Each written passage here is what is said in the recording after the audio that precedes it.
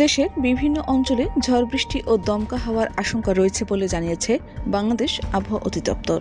বিশেষ করে দুপুরের মধ্যে 4 বিভাগে ঝোড়ো আবহাওয়া তীব্র আকার নিতে পারে।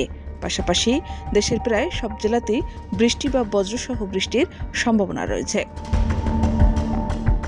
16 এপ্রিলের পূর্বাভাসে বলা হয়েছে, ঢাকা, ময়মনসিংহ, খুলনা, সিলেট, রংপুর, রাজশাহী, বরিশাল ও চট্টগ্রাম অঞ্চলের উপর দিয়ে পশ্চিম বা উত্তর পশ্চিম দিক থেকে ঘন্টায় 60 থেকে 80 কিলোমিটার বেগে দমকা বা ঝোড়ো হাওয়া বয়ে যেতে পারে। কোথাও কোথাও বিক্ষিপ্তভাবে শিলাবৃষ্টিও হতে পারে।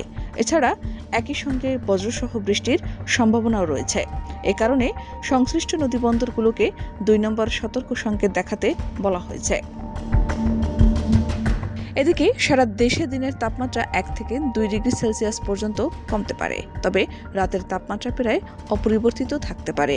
বর্তমানে রাজশাহী, পাবনা, সিরাজগঞ্জ, যশোর, চুয়াডাঙ্গা ও কুষ্টিয়া জেলায় বয়ে যাওয়া মৃদু থেকে মাঝারি তাপপ্রবাহ কমে আসতে পারে। গত 24 ঘন্টায় দেশের সর্বোচ্চ তাপমাত্রা রাজশাহীতে 39.2 ডিগ্রি সেলসিয়াস এবং সর্বনিম্ন তাপমাত্রা সিলেটে 20 ডিগ্রি সেলসিয়াস রেকর্ড করা হয়েছে। একই সময়ে সর্বোচ্চ বৃষ্টিপাত হয়েছে সিলেটে 71 মিলিমিটার।